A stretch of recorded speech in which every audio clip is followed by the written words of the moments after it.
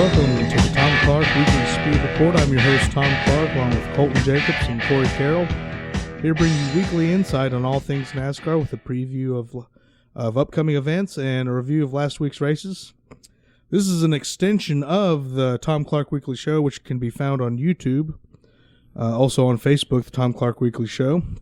It's going to be a weekly podcast about pretty much all three of our favorite sports, NASCAR, Sprint Cup Series racing.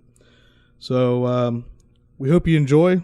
Like, subscribe, tag us. We'll have all that social media information to bring to you at some point in the future. So, Colton, Corey, it's good to see you guys. Good to see you too, Tom. Thanks for having us on, Tom. It's a great thing. I'm excited. Got a lot of topics, a lot of hot button issues that I'm sure are on our minds and on the minds of our listeners. And as much as I would love to get to every single one of those, we've kind of compiled a list of some of the things that we think are really some of the cream of the crop, so to speak, of the season. So 2015, as you guys know, last year, I think it was about the fall or summer, they released the 2015 rules package, which included a reduction in spoiler size, a 6-inch spoiler, no testing, tapered spacers to bring the horsepower from 850 to 725, and a driver adjustable track bar within the car. So Corey, what do you think? How's that gonna?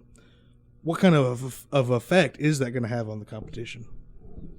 Well, let's be honest here for a second. Who here actually enjoyed most of the mile-and-a-half races last year? They were the snoozers. I like mile-and-a-halves. I really do.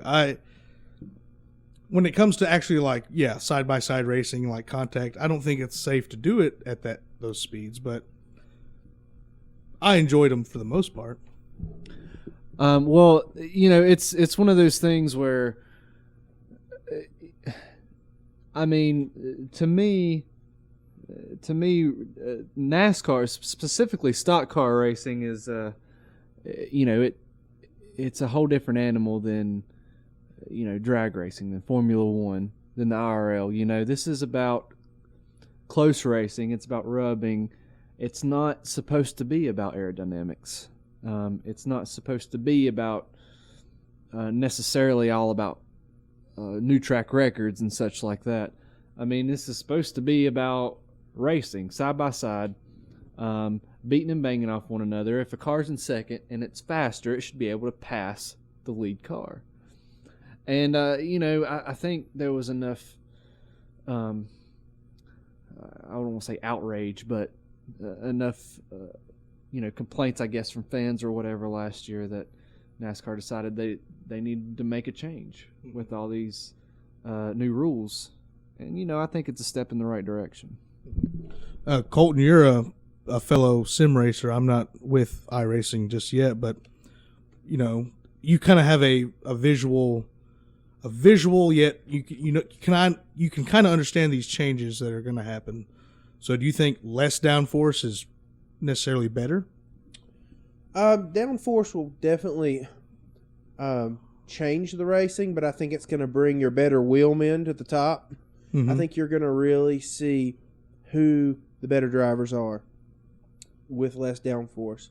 But to touch on, what Corey said with the mile-and-a-halves, I think the less downforce will impact the drivers mostly at the mile-and-a-halves, which will, I think, bring the racing closer. Mm-hmm. Because last year, and I agree with you, Tom, I love the mile-and-a-halves. I love the speed. But I think when you have your lead car lap all but 6 cars or all but 8 cars, it's not good for the sport. True. And so I think you've got to have better racing. And I think maybe the downforce will allow the drivers that opportunity to kind of bring the field together a little bit. Well, and you asked, if you were to ask any of the drivers, they're in favor of these changes. I remember Carl Edwards saying that these are race cars; they're supposed to be hard to drive. And that's not something that we've seen over the last couple of years. I mean, these are the best drivers in the world, but they don't, for the most part, in a lot of tracks, don't have to do much. And like Colton said, this is going to highlight who the better drivers in the sport are. Yeah. And what I meant to say when I said, like Colton touched on it, that when I said I enjoyed these races, it was simply for the fact of speed and how fast these cars were actually getting. But yes, I will agree. I would rather see a guy absolutely wheel a nearly 2-ton car as best he can to get around a guy. So I'm in favor for the changes. I think it'll probably be maybe a good portion of the year, maybe the whole year, before we actually get a good baseline, a good sense of how these rules if we've enjoyed the rules changes at all. So be a thing to look at in the future. And I'll ask you this, Tom. Okay, you're starting a team. Who's your top wheel man you're picking? If I were starting a team today, yes, and you had to pick the top wheel man just for his raw driving ability, who's your man? Man, that is a tough one.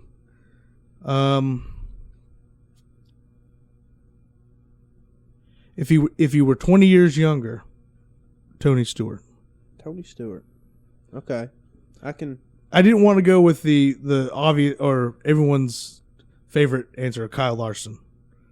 Yeah. I know everybody loves Kyle. Yeah, he's a great talent, but to me, numbers help, and there's a big goose egg in that wins column for last year. So, with that's a whole other can of worms we could get into. So yeah, 2015 it'll be exciting to see how these rule changes that are implemented affect racing. I think it was not last year, the year before that. News came about of the new Owners Alliance, the Race Team Alliance. Top 9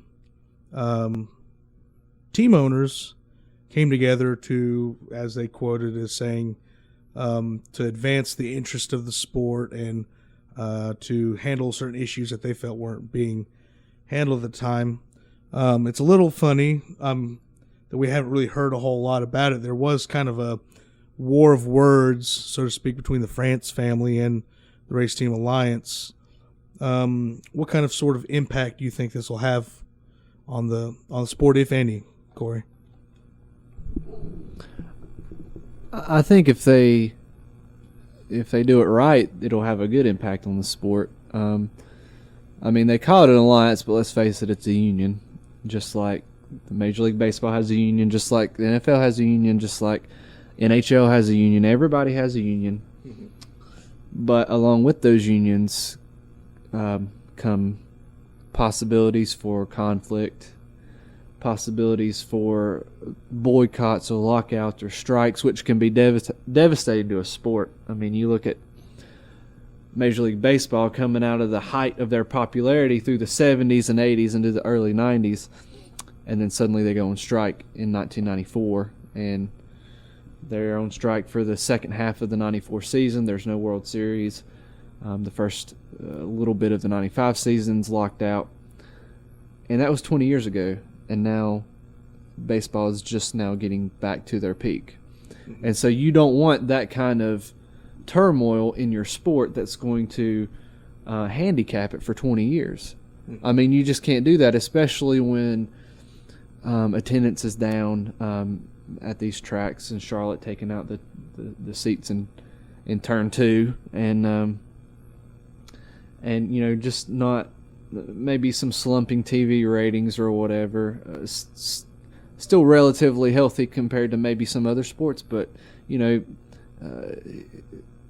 sports is a world of what have you done for me lately, and it just takes one little pin to drop before, or shoe to drop, I should say, before something really devastates the sport. But you're at least saying that it's good to have something like this, I guess, to make sure that both sides are meeting each other's interest, and I guess to say at least have a few more voices in the room other than just the France family. Yeah, there's pros and cons to both. I mean, certainly we've had 60 years of the France family kind of doing what they wanted to, and to run things as they please. And it's been good for the sport in ways. It's helped the sport grow from a little dusty little league to what it is now. But at the same time, you don't want to be a dictatorship either. True. I mean, yeah. I mean, like I said, we haven't heard a whole lot from the alliance, but it'll I'm sure once they get better organized, they'll be able to tackle hot button issues, kind of like what we're doing here for the podcast. We're looking at hot button issues and we're concising together. So be interesting to see. Hope there's not a huge war that develops in between them. And we'll just see how that goes. Now, portion of the show that I'm most excited about, and I'm going to make sure that the listeners, that way they can judge our statements whether or not we're biased. We're gonna introduce the listeners to our favorite driver, and I'm gonna start first. Now, don't boo after this. My favorite driver is Jeff Gordon. Boo. And Corey? Oh, well, I pull for the only driver that any true Southern man should pull for. That's Dale Earnhardt Jr. We all know that. And Colton? Well, I'm gonna have to have Corey's back on this and agree. I'm from a Dale Senior to a Dale Earnhardt Jr. fan. As long as I've watched racing, I've been on fan Earnhardt. So we, just based on that, we better get a bunch of listeners, a bunch of subscribers, and a lot of emails just for that. So with that, with knowing that my favorite driver, the best driver in the world. Did someone hear that? Jeff Gordon. I'm going to highlight this now because we got plenty to talk about the rest of the season. His upcoming farewell tour, you could call it. I know he didn't want to call it that, but I'm gonna go on I wouldn't say go on a limb, but I'm gonna repeat what a lot of people have been saying. Jeff Gordon's impact on the sport is a lot bigger than just championships and trophies and wins and numbers and all that kind of stuff. For the longest time, it was NASCAR fans were us against the world. And then Jeff Gordon brought the world to NASCAR's back door. And, although a lot of fans probably didn't like it, in a grander sense, it made the NASCAR pill easier to swallow for a lot of people that were outside of the South. It helped shed some stereotypes that maybe other people around the country had about the sport and the sports fans. To me, although he's racked up a lot of great numbers, 4 championships, 92 wins, his legacy to me will be his impact from outside the race car. Any insight from any of you guys? Yeah, I mean, Tom, I think you hit the nail on the head Gordon made NASCAR cool to everybody that wasn't from the South. I mean, this is a California kid who came in, took the NASCAR world by storm, really helped the first youth movement come in. I think there's been a big youth movement lately, but Gordon really came in and opened the eyes, around the country. And it wasn't just a Southern sport once he took hold. It really turned into a nationwide sport.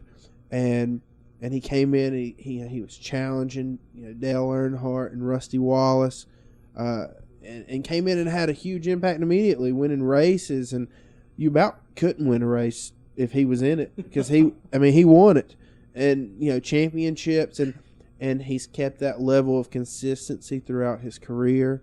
And he was knocking on the door last year. Had Ryan Newman not made that aggressive move out of turn 4, Gordon's racing for a championship at Homestead. So I think that really sums it all up for Gordon. Well, I can tell you that last season with that and the fight at Texas with Brad Keselowski, I was a one hot Gordon fan for the last part of the chase there. What's interesting to me is, he comes in in the early to mid 90s, and he's kind of like polished, and he's clean cut, and like you said, he shed the stereotype of the old rugged good old boy driver. And now when you see him race today, he races like his contemporaries did back then, and getting in fights after he became a Southern good old boy, in his career. And now you got Larson and Johnson and those guys who are more the clean cut California kids, and Gordon's racing more like Yarborough did. Well, yeah, none of us were around in the era, I guess in that particular era, the good old boys. To me they were more characters rather than the like a niche, like Jeff Gordon being clean cut California, well spoken. I know our sport gets made fun of, but I'm only using this to compare it. It's almost like professional wrestling. You had certain characters that captivated certain niches and certain audiences. Mm-hmm. Cale Yarborough, Richard Petty, David Pearson. You had those followers. So, that is interesting to see. I've really not paid that much attention to it, but yeah, Jeff Gordon is acting like a rugged, rough old boy, and his apprentices, I guess you could say, Johnson and Larson, these guys that came from dirt, you never hear about them getting in altercations. They are suit and tie, professional about pretty much everything they do. To me, will that change as they get older? Possibly. I'm not sure, but I might be going on a limb by saying this, but maybe Gordon can see that the sport needs something like that, and he's kind of taken on that role of being the ornery old man. You don't have too many like that right now that will come. You saw Gordon, you saw Matt Kenseth, but Harvick's always want to stick his hand in things. In all around about the 40 or 40 plus age range. So that seems to be a characteristic that they're all kind of sharing, except for BK. Yeah, we won't get into BK. I've stopped eating at Burger King. I've stopped. Is that the kind of BK? No, Brad Keselowski, of course. We won't get into that at this particular episode. So yeah, like I said, we've got a lot of ammo to speak about Jeff, and we're gonna see what's gonna happen in the future. He's already talked about doing TV stuff. Do I expect him to be in a race car ever again, other than for PR moves or a commercial? No, I don't see Jeff ever pursuing a second professional career in any form of racing.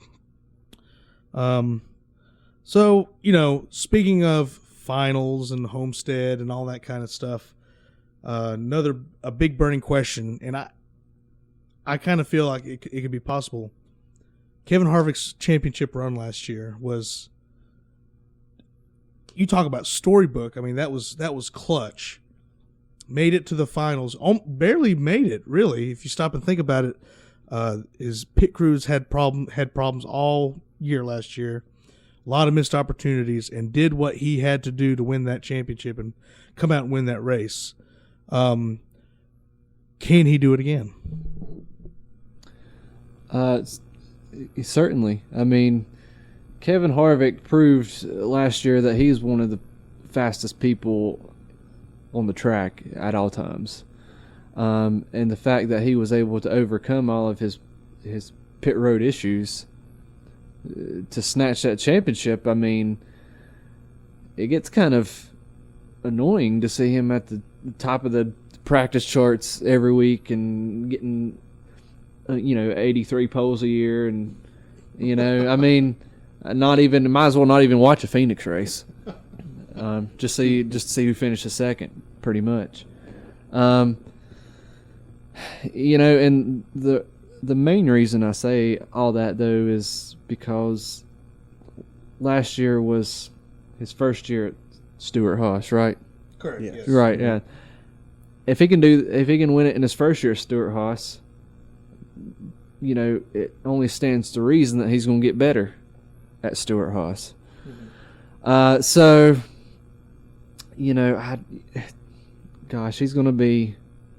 He's going to be tough to beat. What's going to be interesting to see is whether his team can adapt to the new rules changes appropriately, and if they can, then.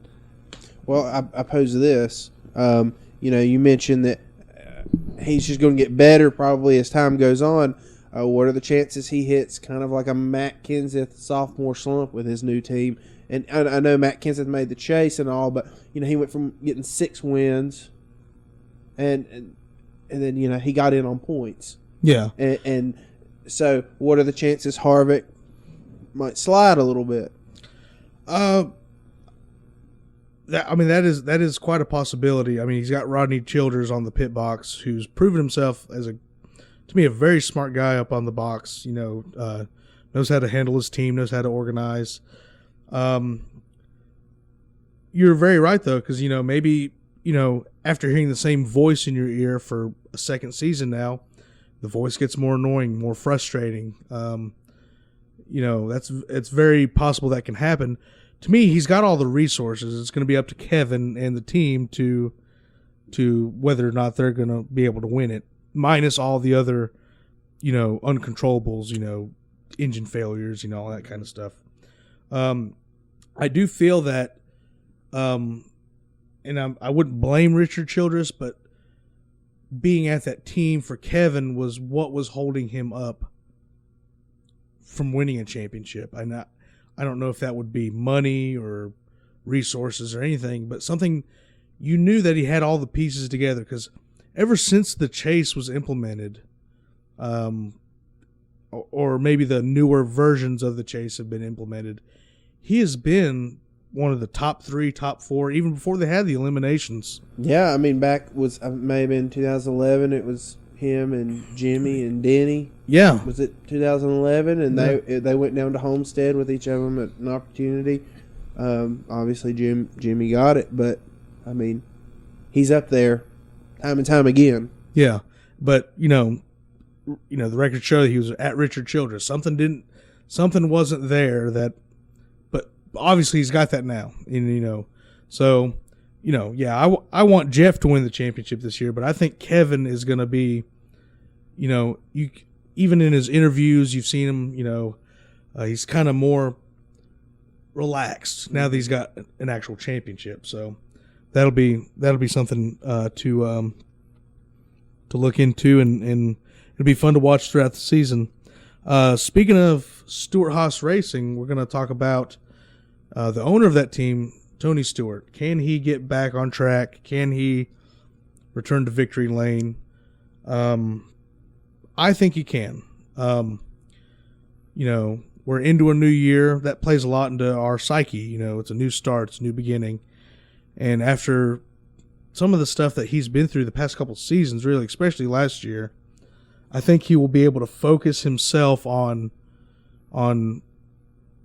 winning races in the Sprint Cup Series. It seems to me that when he used to run run out and run sprint car races and do all these other things. They're kind of distractions to his.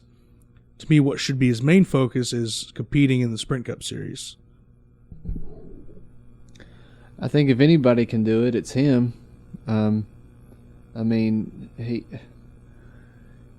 don't have as many championships as Gordon, but he's on the top 10 wins list of all-time NASCAR, and so he's got the experience. He's got that kind of veteran mettle to come back.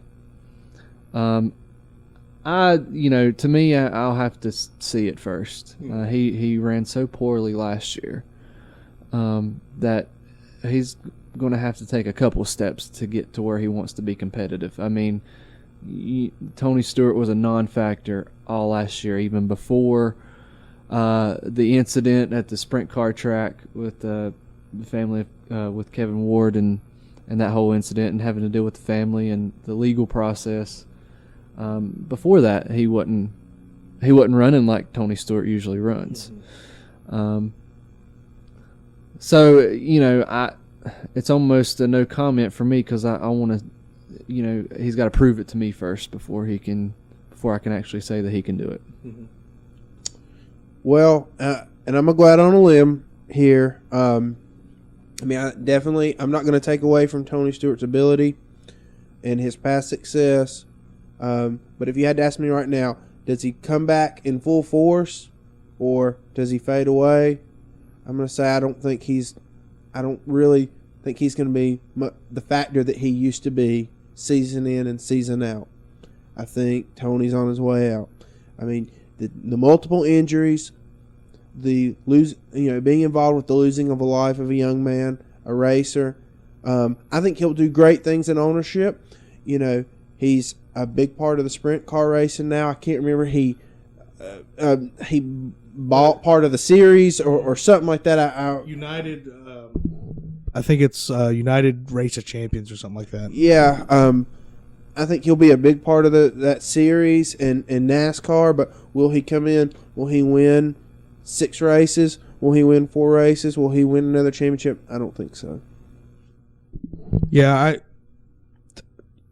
to stop and think about it, that's a lot on somebody's plate. I mean, not only is he an owner at Stewart-Haas, he owns that new sprint car series, he owns Eldora, he owns teams in both USAC and World of Outlaws sprint car teams. So I do agree with you that he'll, if he ever decides to step away from the sport, which to me it'll probably be until he's 60 before he probably says, I've had enough of this, he'll be a great owner, because he, to me, I used to never like Tony Stewart, I'll admit. Used to never like him, but to me he's got a big enough heart to where in the end he'll want to give back to where he came from, because he knew how hard it was to get to where he is now. So I'm gonna let you guys dive into this one deeper than I will. Dale Jr. and Greg Ives, the new partnership. We all know that Steve Letarte has taken on a different career role.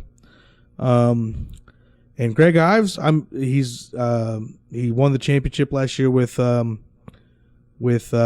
Chase Elliott in the now Xfinity Series. I'm gonna let you guys battle this one out and what your predictions are for this season.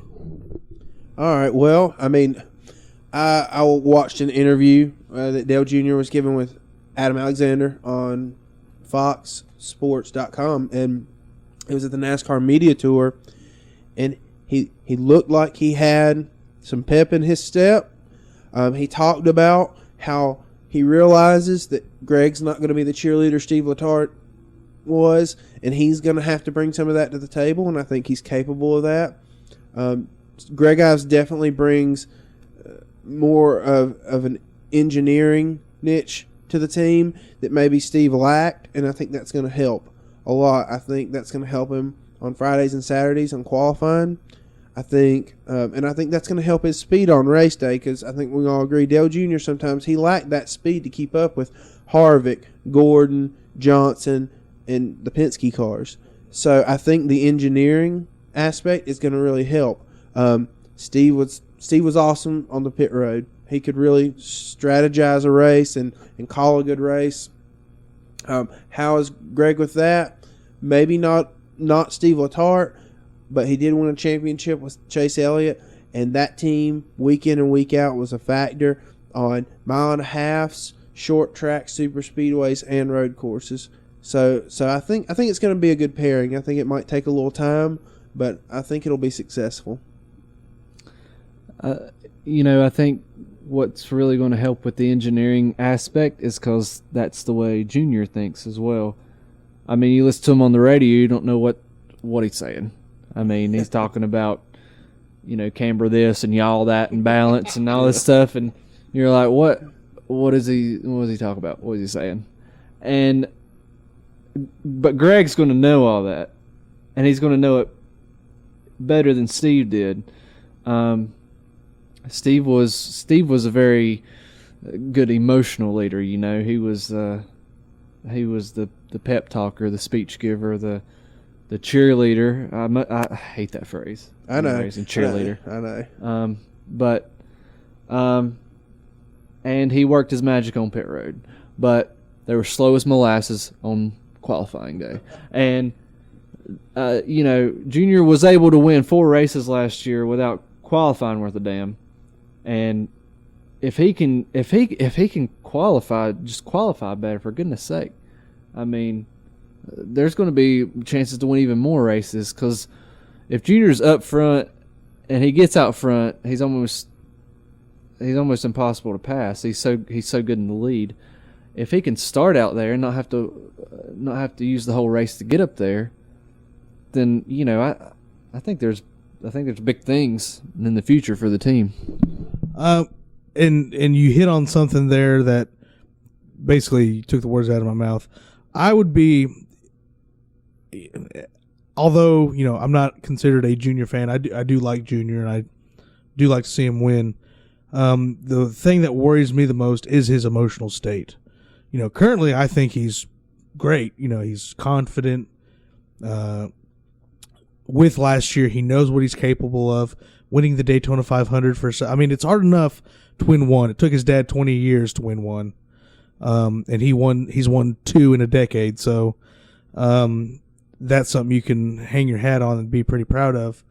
But I'm just worried, I don't know Junior personally, but from what I can see, I don't want a couple bad runs to make him feel like I can't do this anymore. I'm not good enough. So I would hope that his emotional state stays where it's at, because that's going to be a big factor, in what he's giving to the race car, what he's giving to the race team, vice versa. So, but I think Junior, the way I feel that he's more confident now than he going into this season than he's been in any other season. So yeah, his confidence is at an all-time high in his career right now, I think. Let's not talk about confidence in Junior anymore. Let's been talking about confidence for Junior for the last 500 years. I don't know, however long. It's all been about confidence. He has confidence now. He's finally accomplished something that even his father never did, and that was win 2 Daytona 500s. He's also got 12 consecutive Most Popular Driver awards. Watch out, Bill. Yeah, there's no reason Junior should not be confident. I think once Steve came into the picture in 2011, I think he got his confidence back. I don't think it's one of those things where he either has confidence or he don't. He got it back 4 years ago, and we're still talking about, he's so confident. Well, yeah, he's confident. We've established that he's got his confidence back. Now he needs to focus on logistical stuff. He needs to focus on being faster on Fridays. He needs to focus on giving the right feedback to Greg to fix the car. Emotions are going to come and go through the heat of a race. I'm not too worried about that. Junior's 40 years old now. He's stable in his home life. He's got a great relationship with his girlfriend Amy. and all that settled him down. And I understand what you're saying about the emotion because it's been a problem for him in the past. But honestly, from my point of view, I think he's past all that. And with his girlfriend Amy, I'm waiting for him to crank out a couple heirs to the throne. I'm tired of waiting. You know what? I will agree with you on that one. It's time for another Earnhardt male to take over when he decides to retire. Exactly. No pressure on his future offspring, though. Be anything you want to be, as long as it's a race car driver. Yeah, exactly. Because I know, half brother Jeffrey, he's got more kids and stepkids, and no offense to Jeffrey or Jeffrey. Oh, Carrie. No, Carrie's the dad. Yeah, Jeffrey's I'm thinking about because that's the only nephew. other Earnhardt that I'm thinking about. Yeah, Jeffrey's nephew. Carrie's son. Yeah, sorry everybody. So yeah, that was my mistake. Yeah, Carrie's got more kids than I can shake a stick at. I think he's got like 3 wives. But no offense to Carrie, I'm sure he's a nice guy. Maybe we'll have him on the show one. Too nice, yeah. So yeah, we've covered a lot of ground even in this little bit of time. But what I'm gonna get from you guys real quick. Preview of the Sprint Unlimited. Personally, think it's going to be an all-out wreck fest. A lot of money on the end of the line. It's not for points. These cars are really not going to be worried about them. They're focused on those 500 cars. Handling's not really a factor anymore at Daytona since the repave. I think it's going to be on all-out wreck fest. The Unlimited, a lot of people say, oh, this is going to preview the 500. It doesn't do that. It never does that. It's a completely different race. The All-Star race doesn't usually preview the 600. The Unlimited is not going to preview the 500. I think it's going to be great. I can't wait to see it. That means racing's back. But I'm going to go with the 11 car. They won it last year. They were fast. They won Talladega, and they finished second to Dale Jr. in the 500. They won the Gatorade Duel. I think they're going to bring the speed back, and I'm going with Hamlin. I don't know what the hell to think. To be honest with you, I haven't. With no January testing and a new rules package, who knows? Who knows who's going to be good at Daytona when they get there next week? I personally have no clue.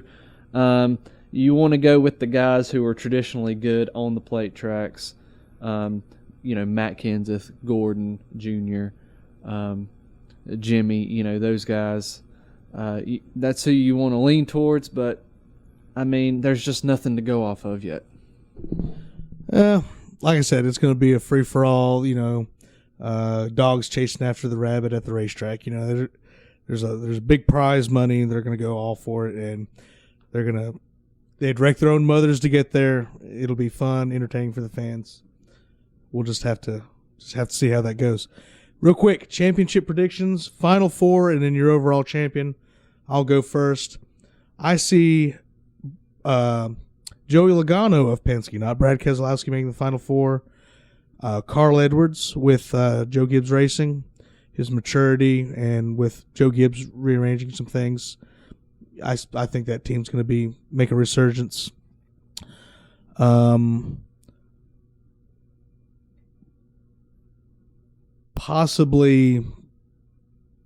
one of the Roush drivers. I'm not going to say who. I don't know. They've been having a rough go of things lately, but I think the reorganization that they've done, new faces, new places, a lot of talent they've bringing in with Bubba Wallace and Elliott Sadler into their Xfinity program.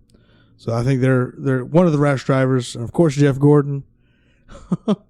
And to me, your 2015 NASCAR Sprint Cup Series champion will be Jeffrey Gordon. No bias there, is there, Tom? No, absolutely not. I'm just basing it all on stats and articles. Yeah, sure. Well, let's see.